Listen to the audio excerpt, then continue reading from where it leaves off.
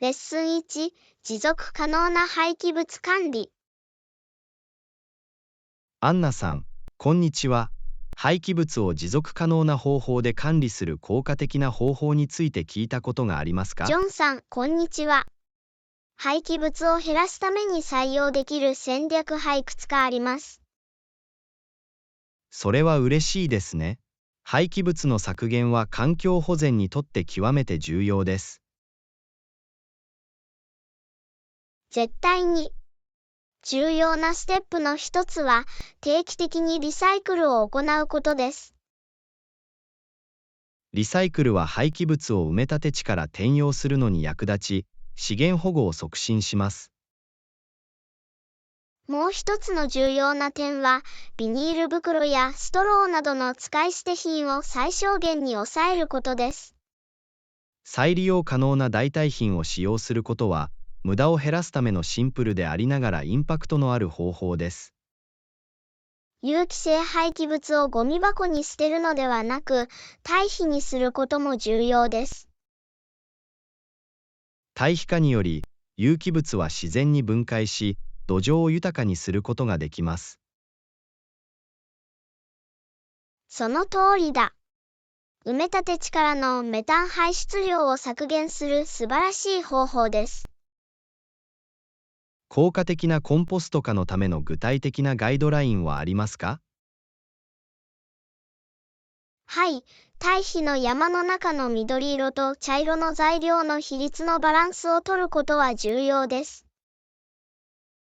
緑の素材には果物のくずや草の切り抜きが含まれ、茶色の素材には葉や小枝が含まれますよね。その通りだ。バランスが取れていれば適切な分解が保証されます。コンポストの基本を知っておくと良いでしょう。廃棄物を持続可能な方法で管理するには、他に何ができるでしょうか？もう一つのアプローチは、マインドフル消費を実践し、不必要な購入を避けることです。マインドフルな消費は、そもそも発生する廃棄物の量を減らすのに役立ちます。絶対に。購入する製品の寿命と環境への影響を考慮することが重要です。それは素晴らしい点です。意識的な選択をすることは大きな違いを生むことができます。持続可能性と廃棄物削減を優先する企業を支援することも重要です。環境に優しい企業を支援することで、より持続可能な市場を促進します。その通りだ。消費者としての私たちの選択には、ポジティブな変化をもたらす力があります。小さな行動がより持続可能な未来にどのように貢献できるかを見るのは刺激的です。確かに、廃棄物の管理と保全に関しては、あらゆる努力が重要です。アンナ、これらの貴重な洞察を共有してくれてありがとう。それらは実用的でインパクトがあります。どういたしまして、ジョンより環境に優しい地球のために、引き続き意識を高め、行動を起こしましょう。絶対に、アンナ、力を合わせれば、持続可能な廃棄物管理に変化をもたらすことができます。おめでとう、ジョン。よりクリーンで持続可能な未来を目指して努力しましょう。本当に乾杯。持続可能な廃棄物管理と、すべての人にとってより健康的な地球を目指します。教訓に、再生可能エネルギーの促進。アンナさん、こんにちは。再生可能エネルギーの動向を見ていらっしゃいますか？こんにちは、ジョン。はい、再生可能エネルギーは持続可能な未来にとって不可欠です。その通りだ。面白いと思う再生可能エネルギー源にはどんなものがありますか？太陽エネルギーは特に魅力的です。太陽の力を利用する。太陽エネルギーは豊富でクリーンであるため、化石燃料の代替として有望です。絶対に。太陽光発電を実用的なエネルギー源として普及させることは重要です。あなたが考えることができる太陽エネルギーの具体的な利点はありますか？太陽エネルギーは再生可能であるため、化石燃料のように枯渇することはありません。これは大きな利点です。長期的に見て持続可能なエネルギー源が必要です。ソーラーパネルは空きスペースを利用して屋上に設置することもできます。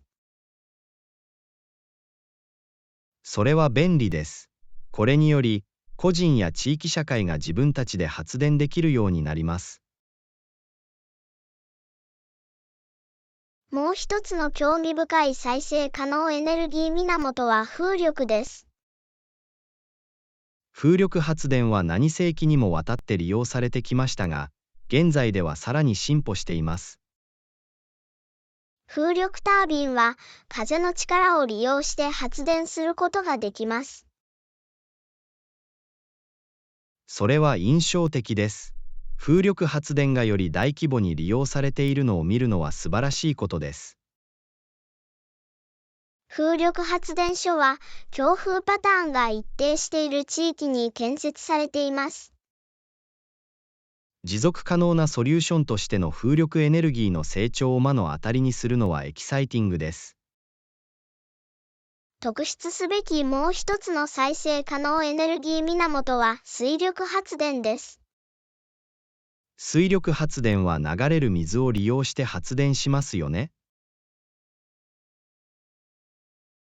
はい、川、ダム、さらには海の潮汐からも発生する可能性があります。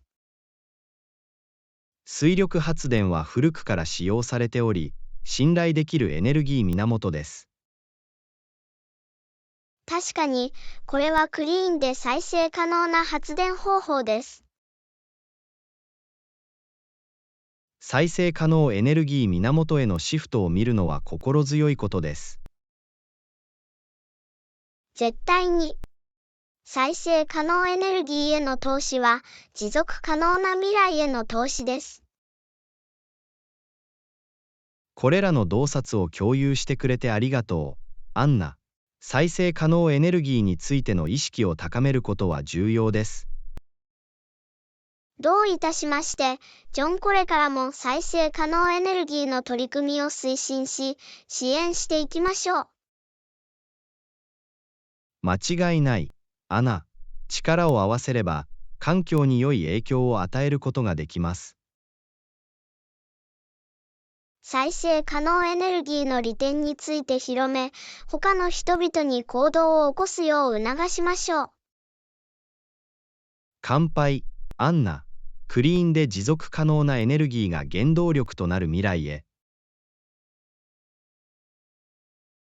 本当に乾杯、ジョン。より環境に優しく、より明るい明日を目指しましょう。絶対に、再生可能エネルギーを取り入れ、これからの世代のために持続可能な世界を作りましょう。レッスン3、写真の芸術。アンナさん、こんにちは。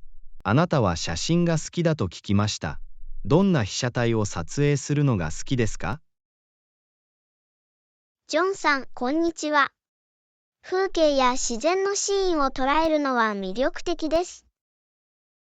風景は息を飲むほどです。お気に入りの場所はありますか？穏やかな風景を撮るために山や水域の近くに行くのが大好きです。それは素晴らしいですね。自然にはたくさんの美しさがある。そうです。また、人の写真を撮ったり、その人の感情を捉えたりするのも好きです。人物写真はとても表現力豊かです。どうやってアプローチするんですか？私は彼らの本当の性格を反映した率直な瞬間を捉えるようにしています。素直なショットは自然で本物らしさを感じることが多いです。そう、それはその瞬間における人の本質を捉えるということだ。それは挑戦的に聞こえますが、やりがいがあります。他に撮影するのが好きな被写体はありますか？建築もまた、私が興味をそそる分野です。建築写真はユニークなデザインや構造を紹介することができます。まさに、複雑なディテールや光と影の遊びを捉えるのが大好きです。写真によってさまざまな被写体の美しさを鑑賞できるのは興味深いことです。絶対に、違う視点から世界を見るのに役立ちます。写真撮影にはどのような機材を使用していますか？様々な状況に合わせて、様々なレンズのデジタル一眼レフカメラを持っています。適切な機材を用意することで、写真の品質を向上させることができます。はい、でも構図とストーリーテリングに焦点を当てることも重要です。構図は視覚的に魅力的な画像を作成する上で重要な役割を果たします。そうです。視聴者の目を誘導し、感情を呼び起こすのに役立ちます。写真を始める人に何かアドバイスはありますか？練習が鍵です。様々なテーマやテクニックを試してみてください。それは良いアドバイスです。練習すればするほど上達する。そして、恐れずに新しいことに挑戦し、想像の限界を押し広げましょう。それは素晴らしい考え方です。継続的な学習と成長がすべてです。写真は創造性を表現し、瞬間を捉える素晴らしい方法です。本当にそうです。アンナ、写真への情熱を分かち合ってくれてありがと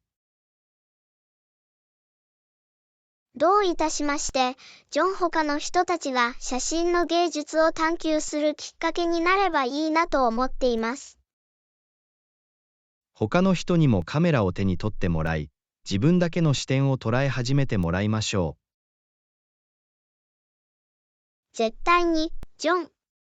写真の美しさと写真が語るストーリーを祝いましょう。乾杯、アンナ。写真の芸術と、それが不滅の瞬間を語りましょ本当に乾杯、ジョン。私たちのレンズを通して世界を捉え続け、私たちのビジョンを他の人と共有しましょう。う。間違いない、アナ。これからも写真という芸術に刺激を受け、インスピレーションを得ていきましょレッスン4、必須アクセサリー。アンナさん、こんにちは。新しいタブレットを購入したばかりで、プロテクターを探しています。何かおすすめはありますか？ジョンさん、こんにちは。最近、タブレット用のプロテクターも手に入れました。そのお手伝いをします。それは素晴らしいことです。タブレットを傷や偶発的な落下から守りたいです。わかりました。良いプロテクターは必要な保護を提供できる。タブレット用にどんなプロテクターを手に入れましたか？強化ガラスプロテクターを選びました。耐久性と透明性があります。それは良い選択肢のように思えます。画面の鮮明さを保ちたい。間違いなく。強化ガラスプロテクターは画面の品質を維持することで知られています。プロテクター以外におすすめのアクセサリーはありますか？はい、タブレットケースは全体的に保護され、スタイリッシュな雰囲気も加わります。それはいい考えだ。ケースはタブレットの本体の損傷を防ぐこともできます。電子機器の保護に関しては、後悔するよりも安全である方が常に良いです。絶対に。必需品のリストにタブレットケースを追加します。もう一つの便利なアクセサリーはスタイラスペンです。精度と制御性を高めることができます。これは特に正確な入力を必要とするタスクに役立ちます。はい、スタイラスペンは絵を描いたり、メモを取ったり、ゲームをしたりするのにも最適です。スタイラスペンの購入も絶対に検討します。多用途に聞こえます。最後に、タブレットスタンドはハンズフリーでの視聴やビデオ通話に役立ちます。それは良い提案です。その方がタブレットを使うのがもっと便利になるだろう。実際、スタンドを使用すると視野角が良くなり、手の負担が軽減されます。アンナ、これらの推奨事項をありがとう。これらのアクセサリーのリストを作っておきます。どういたしまして、ジョン手伝えてよかった。適切なアクセサリーを用意しておくと、タブレットの使い勝手が向上します。絶対に、デバイスを保護し、最大限に活用することが重要です。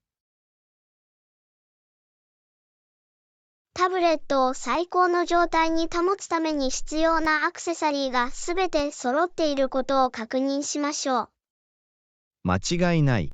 アナ、しっかり保護された楽しいタブレット体験をお届けします。おめでとう、ジョン。これらのアクセサリーを使って、タブレットをより機能的でスタイリッシュなものにしましょう。本当に乾杯、アンナ。チェックリストを作成して、タブレットの必需品をすべて手に入れましょ絶対に、ジョン。力を合わせれば、タブレットを最大限に活用し、その可能性を最大限に引き出すことができます。始めましょう。アナ、タブレットに最適なアクセサリーを見つけるには、こちらをご覧ください。レッスン5、街をナビゲートする。アンナさん、こんにちは。市内中心部に行く必要があります。どのバスに乗ればいいか知っていますか？こんにちは、ジョン。はい、12番のバスに乗りたいと思うでしょう。そこに直接行きます。それは便利です。時刻が決まっていて頻繁に運行しているバスですか？はい、12番のバスはピーク時には15分間隔で運行しています。それは役に立ちます。じゃあそんなに長く待たなくていいよ。まさに、人気の路線だから、バスは大抵定刻通りだ。注意すべきランドマークや停留所はありますか？ルートの主な停留所は、市庁舎と中央駅です。素晴らしい。それらのランドマークには必ず目を光らせておきます。それはいい考えだ。街中をナビゲートするのに役立ちます。12番のバスに乗るべき特定のバス停はありますか？はい、ショッピングモールのすぐ外に指定のバス停があります。それは便利です。今いる場所から簡単にショッピングモールに行ける。人気の停留所なので、見つけるのに苦労することはありません。ピーク時にバスが混雑することを予想すべきですか？はい、特にラッシュアワーの間、バスは混雑することがあります。そのことを念頭に置いて、それに応じて旅行を計画します。それは賢いアプローチです。満員バスに備えておくのはいいことだ。このバス用に購入する必要がある特定のチケットはありますか？乗り放題のシングルライドチケットまたは1日パスを購入できます。デーパスを取りに行きます。私にとってはもっと便利になるだろこれは賢明な選択です。特に街をもっと探索する予定がある場合はなおさらです。う。アンナ、すべての情報をありがとう。ご協力に感謝します。どういたしまして、ジョン、あなたの旅行計画を手伝うことができて嬉しいです。街に詳しい人に案内してもらうといいですね。喜んでお手伝いします。新しい場所を探検するのはワクワクするものです。間違いなく、市内中心部を体験するのを楽しみにしています。きっと楽しい時間を過ごせると思います。旅を楽しんでくれ、ジョン。ありがとう、アナ。必ずあなたの指示に従い、12番のバスに乗ります。安全な旅を、ジョン。市内中心部を探索して素晴らしい時間をお過ごしください。そうするよ、アンナ。ご指導ありがとうございます。気をつけて。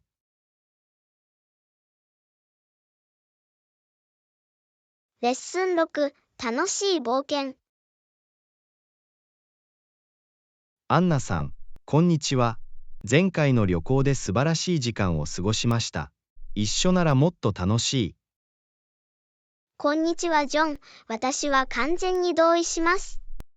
次の冒険の計画を始めるべきだ。間違いない。新しい場所を探検して思い出を作るのはいつもワクワクします。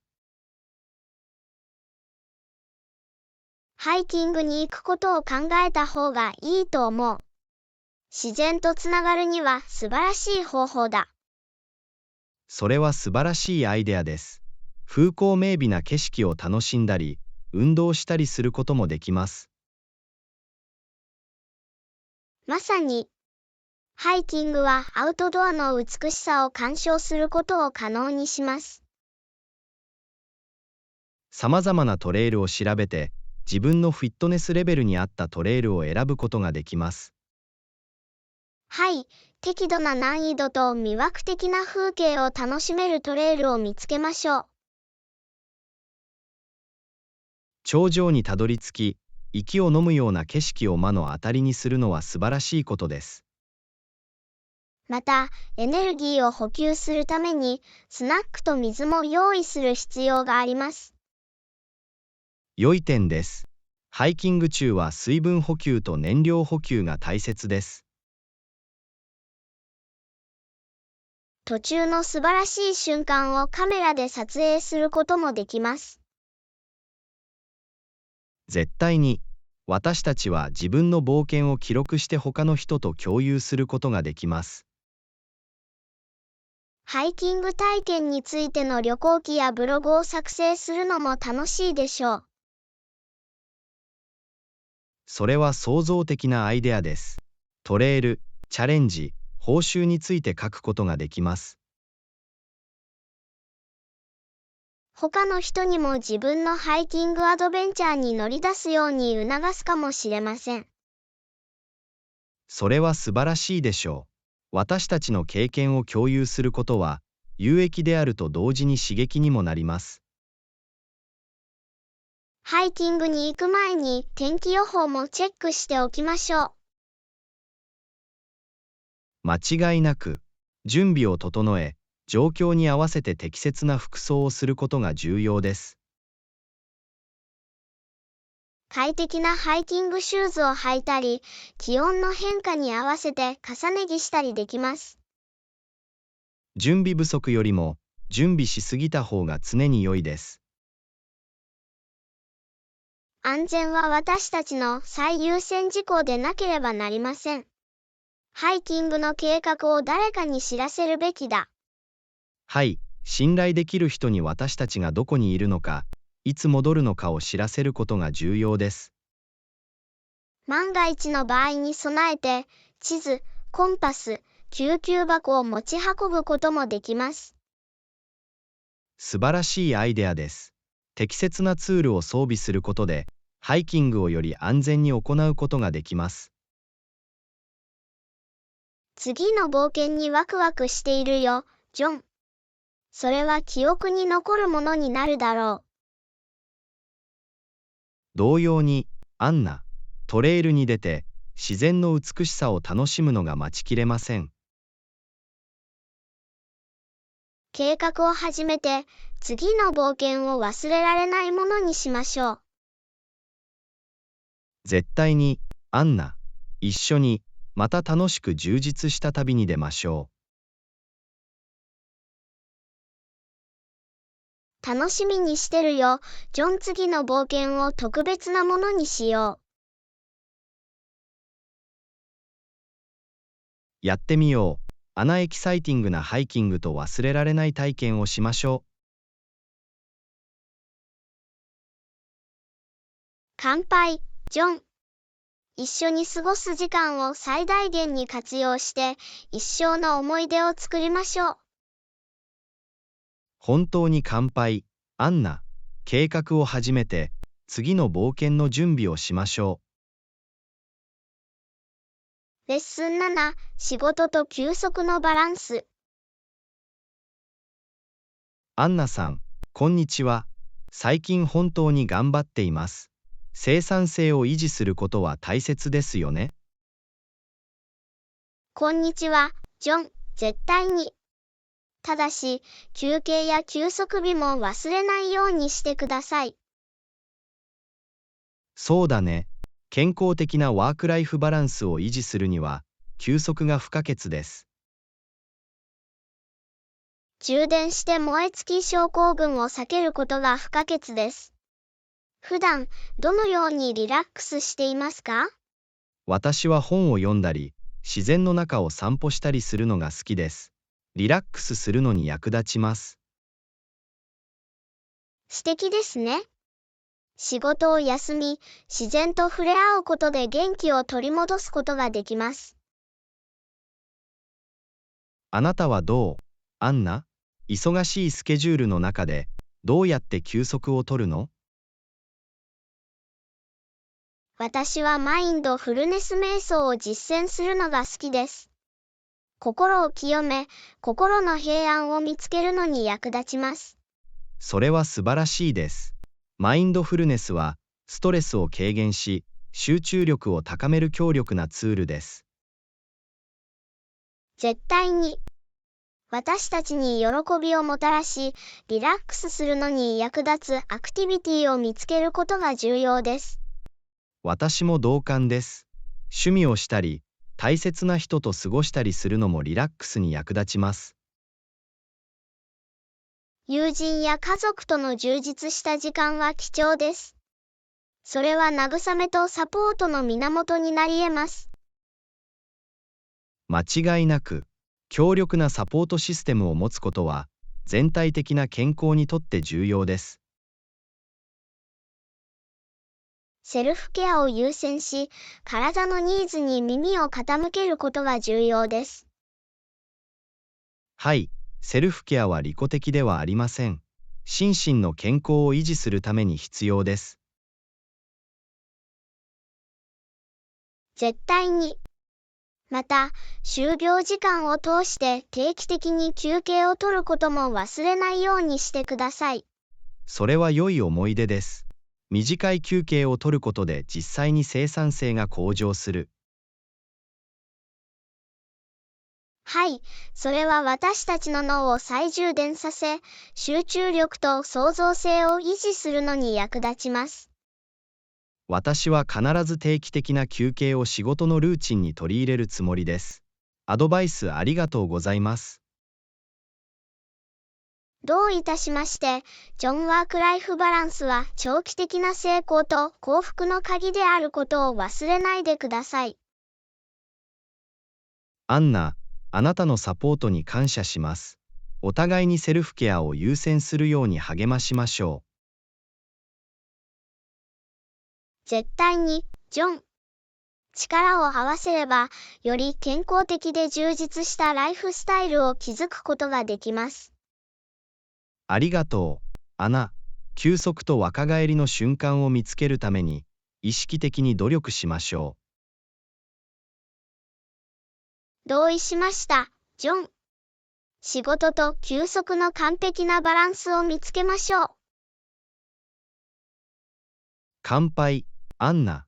自分を大切にして、バランスの取れた生活を育てましょ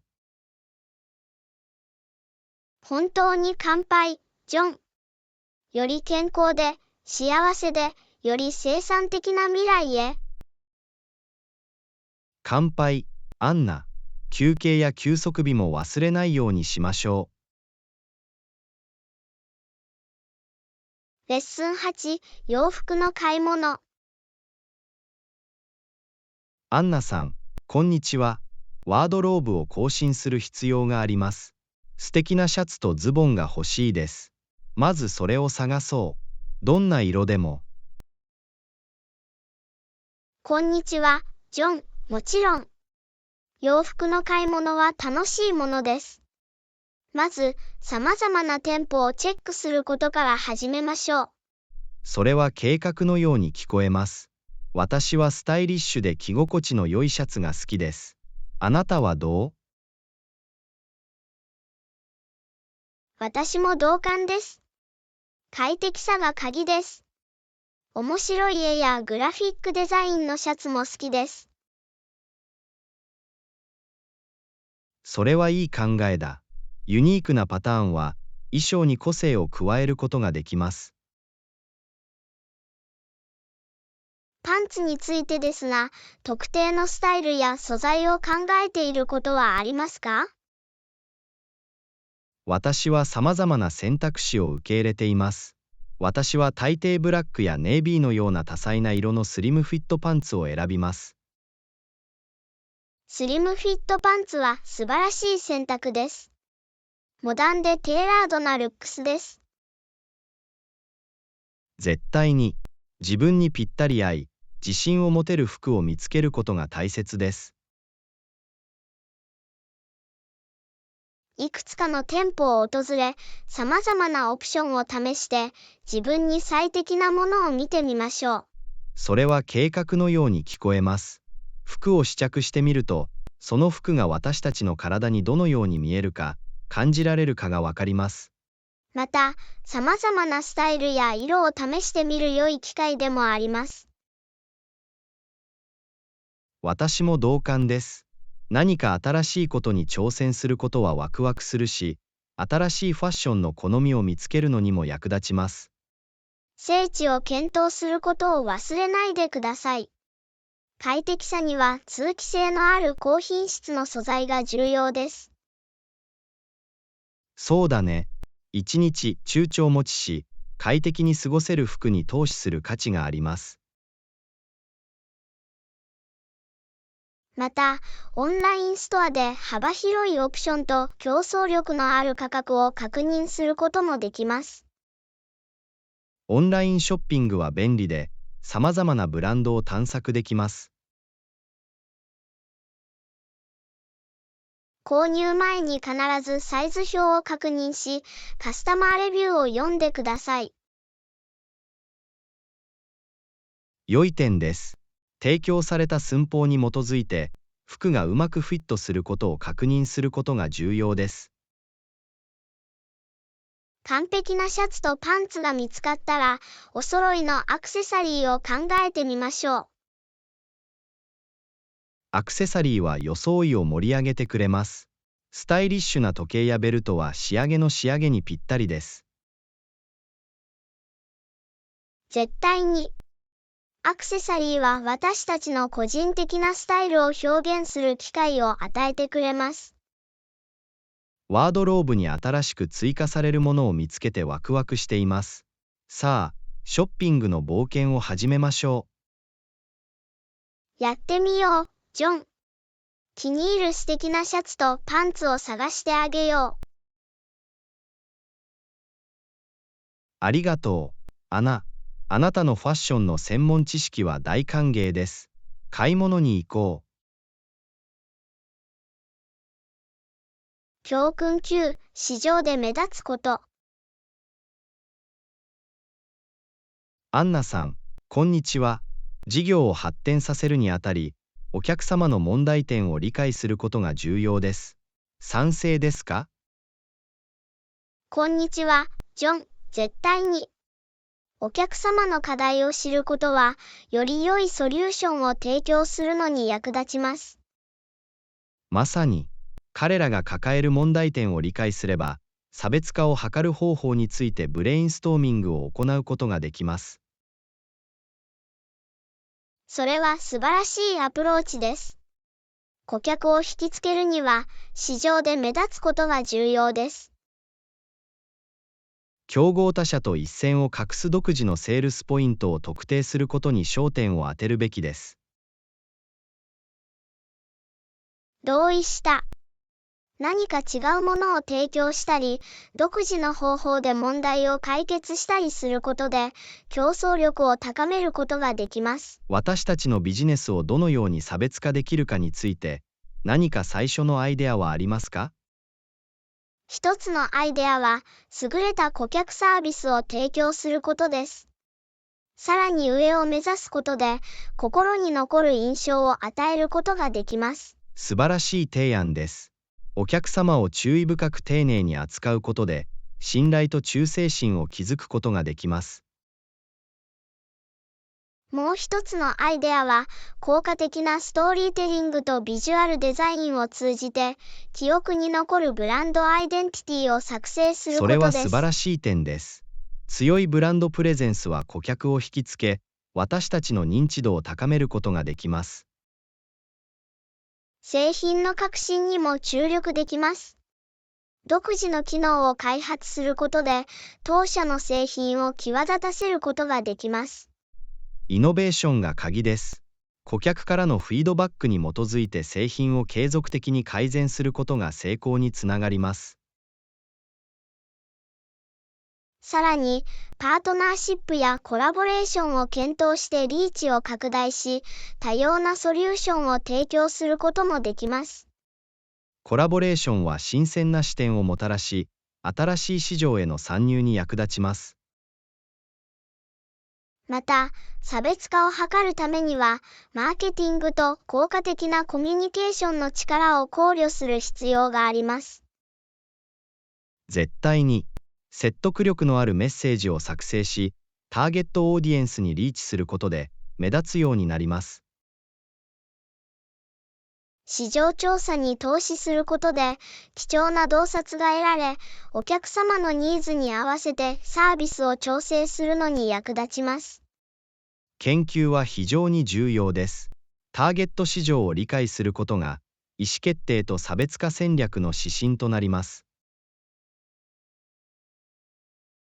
最後に、お客様からのフィードバックに優先順位をつけ、お客様の提案に基づいて継続的に改善することができます。お客様の声に耳を傾け、それに応じて適応することは、お客様の満足への取り組みを示すことにつながります。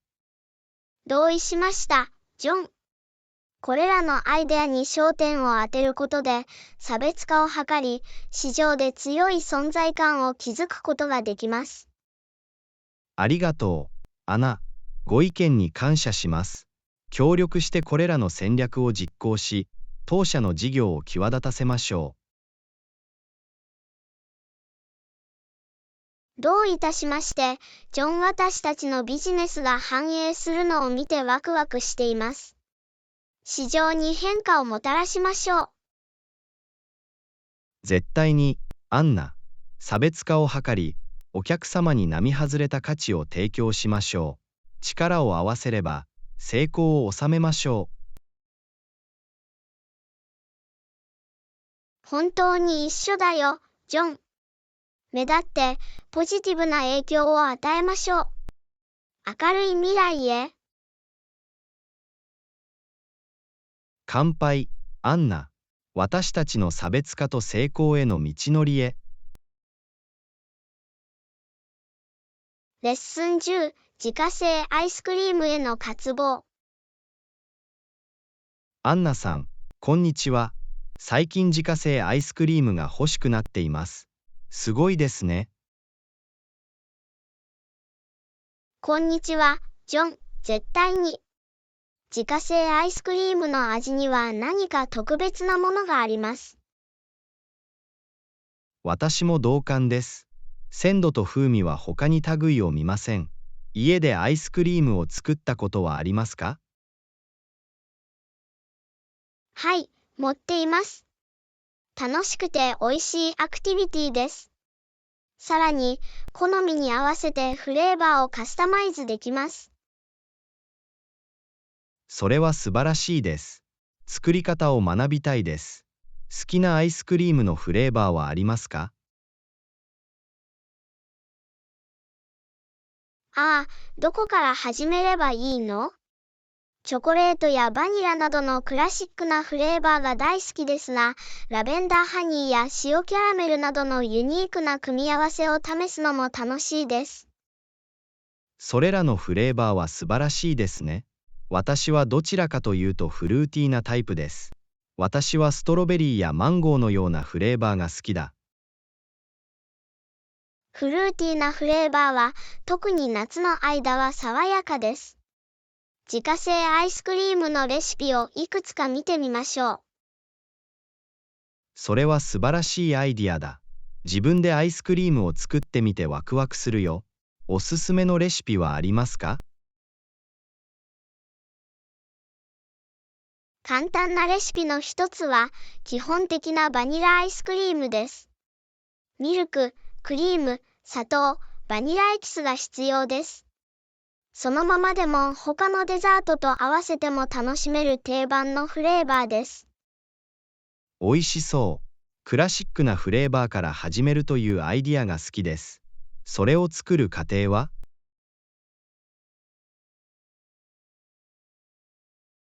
とてもシンプルです。まず、牛乳とクリームを一緒に鍋に入れ、温まるが沸騰しなくなるまで加熱する必要があります。次に、砂糖とバニラエッセンスをよく混ざるまで泡立て器で混ぜます。その後、混合物を冷まし、数時間冷蔵します。最後に、アイスクリームメーカーに注ぎ、マシンの指示に従ってかき混ぜます。それは実行可能に聞こえます。複雑な手順をあまり必要としないところが気に入っています。やってみるよ。素晴らしい。その過程と、最後に美味しい自家製アイスクリームを楽しんでいただけると思います。レシピを共有してくれてありがとう、アンナ。アイスクリームをさらにクリーミーにするコツはありますか？絶対に。一つのヒントは、かき混ぜる前に混合物が十分に冷えていることを確認することです。これによりクリーミーな食感が得られます。少量のコーンスターチまたはゼラチンを混合物に加えて、クリーミーさを改善することもできます。これらは役に立つヒントです。アイスクリームを作るときはそのことを心に留めておきます。それを味わうのが待ちきれないよ。ワクワクしているよ。ジョン自家製アイスクリームは味わう価値のあるごちそうだよ。その過程と美味しい仕上がりをお楽しみください。ありがとう、アナ。ご指導に感謝します。どうなったか教えてあげよう。早速自家製アイスクリームを食べよう。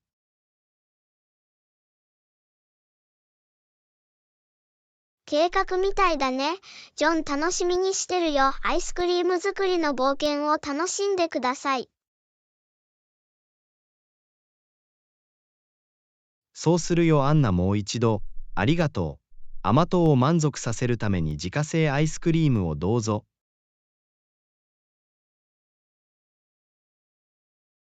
レッスン11、アイデアや提案の共有。アンナさん、こんにちは。プロジェクトを改善する方法を考えています。それがいいアイディアだとしたら、何を提案しますか？ジョンさん、こんにちは。新しいアイデアを受け入れてくれて嬉しいです。アンケートを実施して、ターゲットオーディエンスからフィードバックを集めることをおそれは勧めします。素晴らしい提案です。アンナ、アンケートは貴重な洞察をもたらし、情報に基づいた意思決定に役立ちます。どうすればいいのか？ Google フォームやサーベイモンキーなどのプラットフォームを使用してオンラインアンケートを作成できます。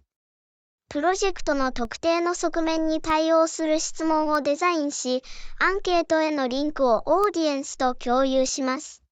素晴らしい。そうすることで、ターゲットオーディエンスから直接データを収集し、彼らの好みを理解することができます。他に何か提案はありますか？もう一つのアイデアは、ターゲット市場を代表する選ばれた個人グループとのフォーカスグループまたは一連のインタビューを主催することです。これにより、綿密な議論を行い、質的なフィードバックを集めることができます。それは素晴らしい提案です。アンナ、対面でのやり取りは貴重な洞察をもたらし、視聴者をより深く理解するのに役立ちます。フォーカスグループを組織することを検討します。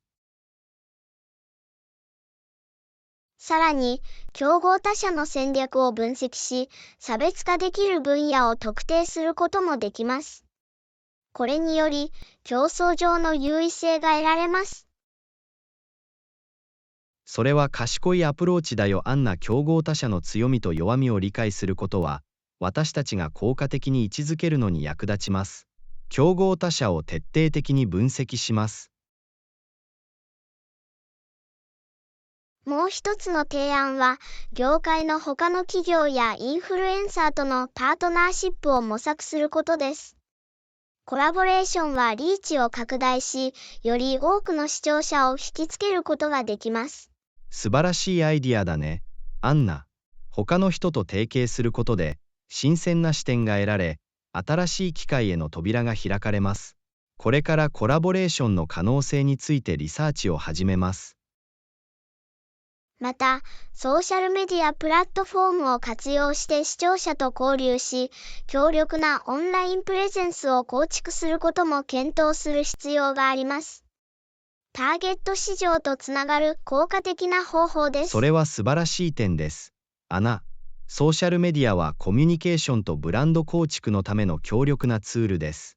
ソーシャルメディア戦略の策定に取り組みます。最後に、データに基づいた意思決定を行うために、データとフィードバックを定期的に見直して分析することをお勧めします。改善すべき分野を特定し、進捗状況を測定するのに役立ちます。アンナ、継続的な改善が成功の鍵です。フィードバックループを確立し、定期的にデータを分析するようにします。それは堅実な計画のようだ。ジョン・コレラの提案を実行することで、プロジェクトを強化し、視聴者により良いサービスを提供することができます。アンナ、貴重なご意見ありがとうございます。ご提案に感謝します。協力してこれらのアイデアを実現し、プロジェクトを新たな高みへと導きましょどういたしまして、ジョン。私たちのプロジェクトが盛んになるのを見てワクワクしています。力を合わせて、プロジェクトを成功させましょう。本当に一緒に、これらのアイデアを実行に移し、目標を達成しましょう。革新的で成功するプロジェクトへ。レッスン12、ストーリーと経験の共有。ああ、いいね。どこで見つけたの？ダウンタウンの地元のブティックで見つけました。ユニークでトレンディーなアイテムが揃っています。それは素晴らしいです。街に隠れた名所を発見するのが大好きです。そこでは面白いものをよく見つけますか？はい、私は様々な店や市場を探索することを楽しんでいます。何に出くわすかは決してわかりません。それは本当です。予想外の何かに出くわすのはいつもワクワクする。自分のストーリーを他の人と分かち合っていますか？絶対に。友達や家族とショッピングの冒険を分かち合うのが大好きです。つながり、経験を交換する楽しい方法です。私も同感です。ストーリーを共有することで、私たちはお互いから学び、新しい場所を発見することができます。誰かに勧めたお店に行こうと思ったことはありますか？はい、あります。誰かが私の推薦に基づいて店舗を訪れ、その体験を楽しんでくれることが充実しています。発見の喜びを広めるようなものです。それは素晴らしいです。あなたの推薦にはかなりの重みがあるに違いない。あなたのお気に入りの店をメモしておかなくちゃ。ジョン、私のおすすめを喜んでお伝えします。何か具体的にお探しのものがあれば教えてください。ありがとう、アナ。喜んで分かち合ってくれて感謝します。面白い発見があるユニークなお店をいつも探しています。どういたしまして、ジョン。助けられて嬉しいよ。新しい場所を探検したり、ストーリーを共有したりするのが楽しいです。素晴らしい趣味のようですね。私が発見した興味深い発見についても、必ず最新情報をお伝えします。それは素晴らしい、ジョン。あなたの経験を聞くのを楽しみにしています。街のバーチャルツアーに参加するようなものです。絶対に、アンナ。ストーリーを共有することで、物理的に一緒にいられなくても、新しい方法で街を体験できます。それがストーリーテリングの魅力です。どこにいても、人々の距離を縮め、つながりを生み出します。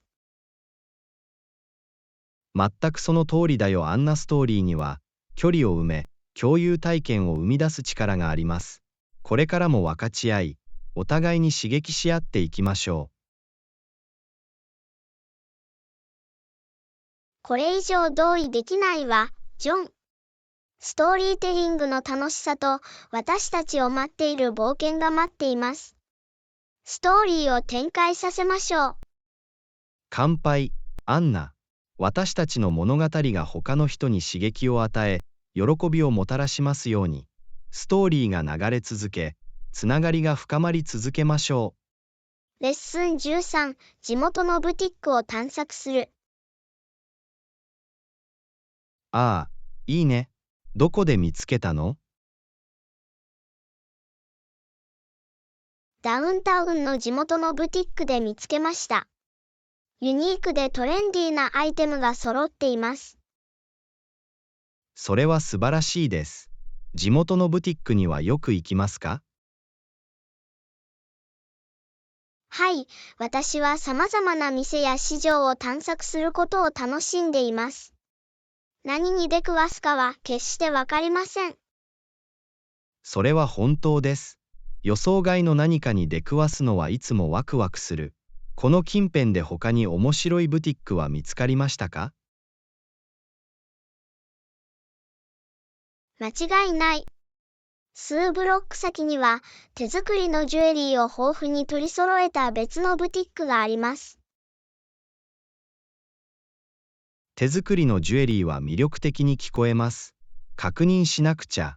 他に探してみたいお店はありますか？ブティック以外にもアンティークショップやリサイクルショップを訪れるのも好きです。そこにはユニークな宝物がいくつか見つかります。それは隠された宝石を発見する楽しい方法のように思えます。いつかあなたのショッピングの冒険に一緒に行かないといけません。それは素晴らしい、ジョン。友達と一緒に新しい場所を探索する方がずっと楽しいです。私も同感です。一緒に探求することで、私たちは経験を共有し、新しいことを発見することができます。ブティックで本当に特別なものを見つけたことはありますか？はい、状態の良いヴィンテージドレスを見つけたことがあります。それは唯一無二の作品でした。それはすごい。宝物を見つけるようなものだったに違いありません。ブティックでユニークなアイテムを見つけるコツはありますか？一つのヒントは、時間をかけてすべてを閲覧することです。時々、最高の発見物が棚の中に隠されていることがあります。それは良い点です。ユニークなアイテムを見つけるには、忍耐が鍵となります。そのことを心に留めておきます。他に何かアドバイスはありますか？もう一つのヒントは、店舗のオーナーやスタッフと会話を始めることです。多くの場合、彼らは貴重な洞察力を持っていて、隠れた宝石を勧めてくれます。店主との親密な関係を築くことで、ショッピング体験がさらに楽しくなります。私は彼らとつながる努力をします。ヒントをありがとう、アンナ。どういたしまして、ジョン。いくつかのヒントをあなたと共有できて嬉しいです。お買い物をお楽しみください。ユニークな宝物がたくさん見つかりますように。ありがとう、アナ。ご指導に感謝します。これからも地元のブティックを探検し、隠れた宝石を一緒に発見していきましょう。絶対に、ジョン。ショッピングの冒険と何か特別なものを発見する喜びをもっと楽しみましょう。さあ行こう。乾杯、アンナ。ショッピングに出かけて、心に残る思い出を作りましょう。新しいブティックやユニークな発見へ。レッスン14、甘いお菓子を焼く。アンナさん、こんにちは。最近キッチンで実験しています。私たちはいろいろなクッキー、ケーキ、パイを作っています。誰にとっても甘いお菓子です。こんにちは、ジョン。おいしそう。お菓子作りは甘党を満足させる素晴らしい方法です。どんなデザートを作るのが好き？チョコチップクッキーを作るのが好きです。焼きたてのクッキーの香りがたまりません。アンナはどう？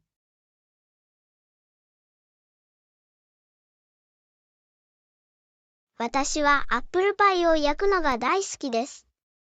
シナモンとリンゴの組み合わせはとにかく楽しいです。完璧なクッキーを作るための秘訣はありますか？一つのヒントは、焼く前にクッキー生地を冷やすことです。広がりすぎるのを防ぎ、より歯ごたえのある食感に仕上がる。それは素晴らしいヒントです、ジョン。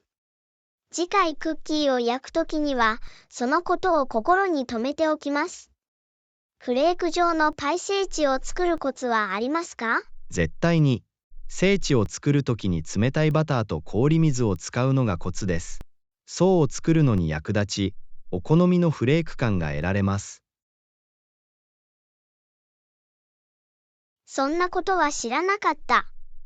共有してくれてありがとう、ジョン。やってみるよ。特に新しい技法を学ぶと、ベーキングはとても楽しくなります。どういたしまして、アンナ。ベーキングは継続的な学習プロセスで、新しいことに挑戦するのはいつもワクワクします。ベーキングで何か事故に遭ったことはありますか？ああ、はい。ケーキにベーキングパウダーを入れるのを忘れたことがあったんだけど、すごく濃厚だった。しかし、私たちは間違いから学んでいますよね。絶対に。ベーキング事故は誰にでも起こります。大切なのは、挑戦し続けること、そして恐れずに実験することです。お気に入りのレシピはありますか？何世代にもわたって受け継がれてきたチョコレートケーキの家族レシピがあります。間違いなく私の一番のお気に入りです。家族のレシピは最高です。彼らにはたくさんの思い出と伝統があります。いつかあなたのチョコレートケーキを食べてみたいです。レシピを教えていただけますか？もちろん、喜んで分かち合います、ジョン。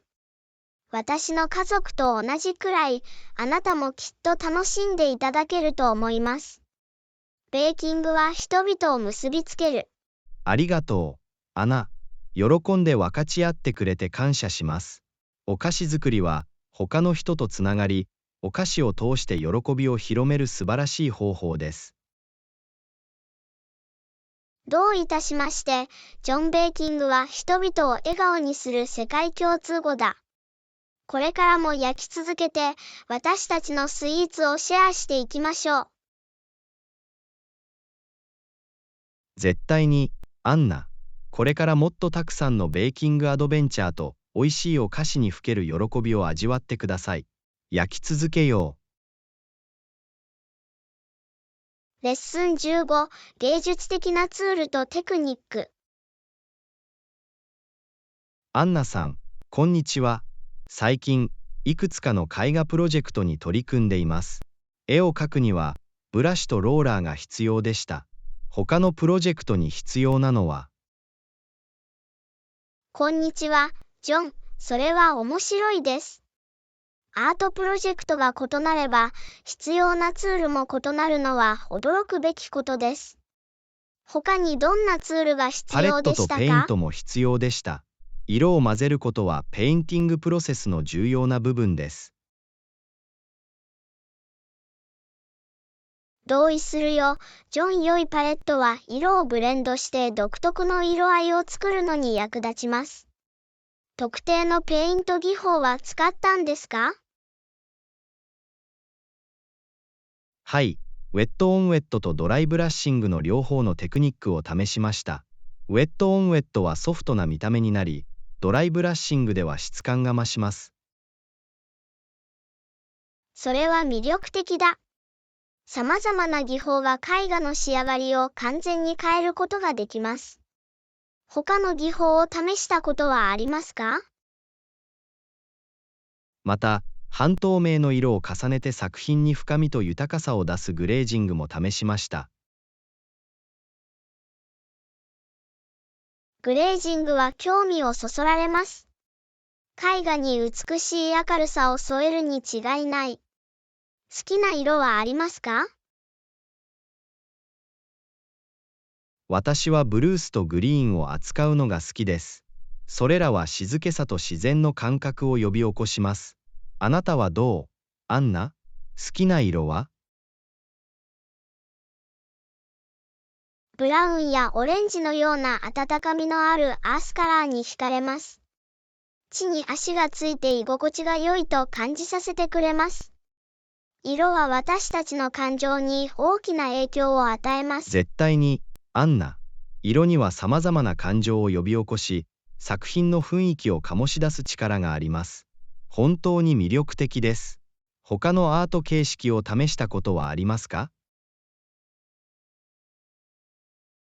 はい、陶芸と彫刻に手を出しました。創造性を表現したり、立体的な形を使って作業したりする上で、これはまた違ったやり方です。陶器と彫刻には異なるスキルが必要です。アートがいかに多くの異なる型を取ることができるのかは印象的です。アート界の初心者に何かアドバイスはありますか？一つのヒントは、定期的に練習し、間違いを恐れないことです。アートは自己表現の旅であり、一筆一本が大切です。それは素晴らしいヒントです。アンナ、根気強さと学習プロセスを取り入れることが鍵です。インスピレーションを与えてくれるお気に入りのアーティストはいますか？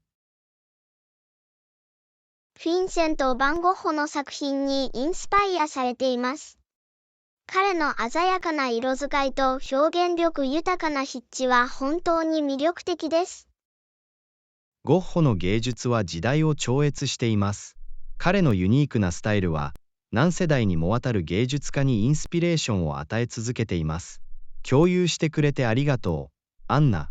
これからも一緒にアートの世界を探りましょどういたしまして、ジョンアートは終わりのない冒険だ。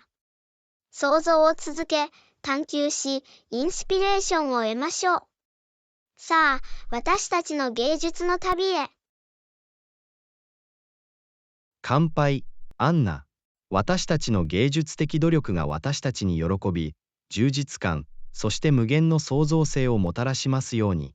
私たちの世界を色と想像力で描きましょう。